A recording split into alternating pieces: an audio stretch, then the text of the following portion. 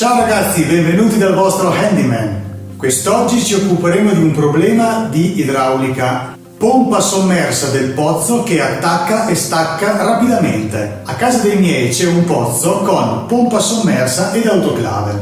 L'impianto idraulico è così realizzato. La pompa sommersa è collegata ad un pressostato, il quale dà l'impulso alla pompa di partire quando la pressione dell'impianto è sotto agli 1,5 bar e stacca quando la pressione dell'impianto raggiunge i 3 bar. Ora, dato che l'acqua è un liquido incomprimibile, per regolarizzare il flusso occorre un'autoclave, la quale, utilizzando la comprimibilità dell'aria, regolarizza il flusso dell'acqua. Il problema che abbiamo è che la pompa sommersa attacca e stacca rapidamente, quindi la pressione è sempre a 3 bar. Se apro un qualsiasi rubinetto, la pressione cala drasticamente. Il pressostato dà l'impulso alla sommersa di partire, la sommersa pompa acqua e la pressione raggiunge i 3 bar. Questo ciclo si ripete circa una volta al secondo.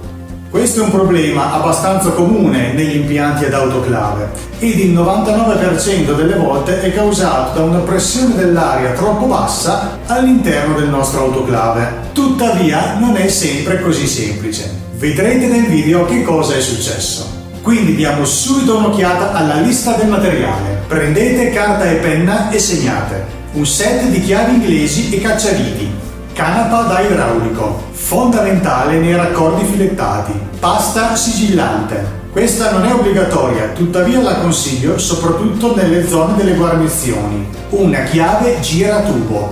Per quanto riguarda tempi e costi abbiamo chiavi e cacciaviti. Se non li avete dovreste cavarvela con circa 10 euro.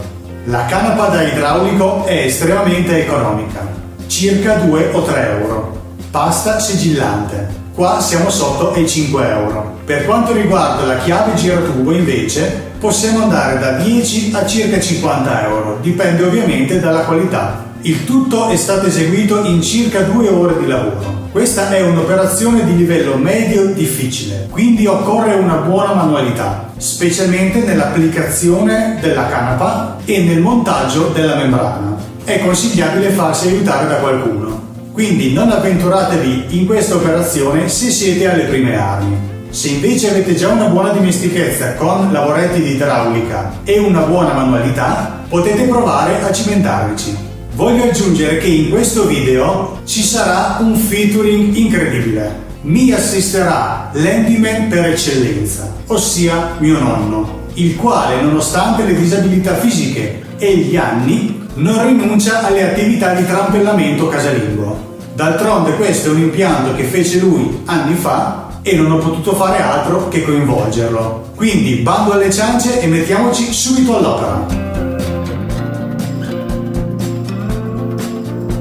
Ecco la nostra autoclave. Il pressostato attacca quando la pressione dell'impianto è ad 1,5 e stacca quando è a 3. Il problema è che l'impianto attacca e stacca velocemente. Di solito questo fenomeno si ha quando la pressione del nostro autoclave è troppo bassa, quindi l'autoclave sgonfio dà proprio questo problema di attacco-stacco continuo. Quindi io ho provato a gonfiare il nostro autoclave, ma il problema è che il nostro autoclave non si gonfia. Quindi non ci resta altro che smontare il tutto e ne approfitteremo anche per una bella pulita alla membrana. Prima di smontare l'autoclave bisogna fare questi passaggi. Allora, si isola l'autoclave, quindi noi chiuderemo questo rubinetto. Si spegne la sommersa e per precauzione chiuderemo anche il rubinetto della sommersa.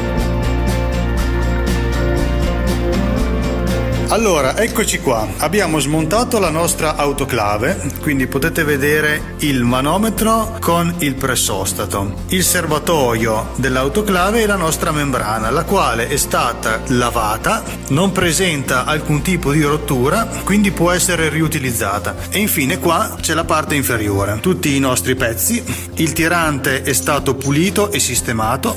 Ora andremo a rimontare il tutto e successivamente rimonteremo il nostro autoclave al pozzo.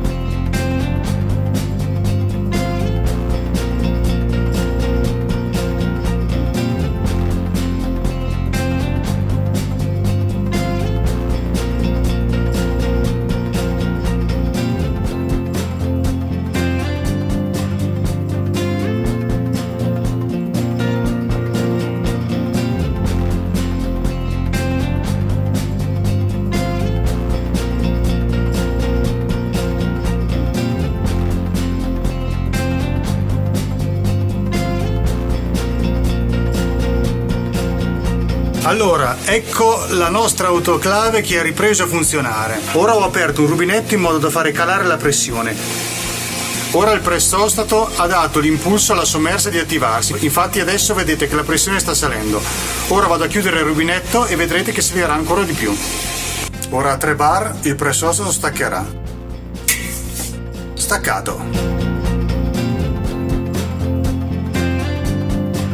Allora il nostro autoclave è stato finalmente riparato. Il problema, perché noi non riuscivamo a gonfiarlo, era dovuto al fatto che la membrana si era completamente attaccata alla superficie interna del nostro autoclave, praticamente chiudendo dall'interno la nostra valvola.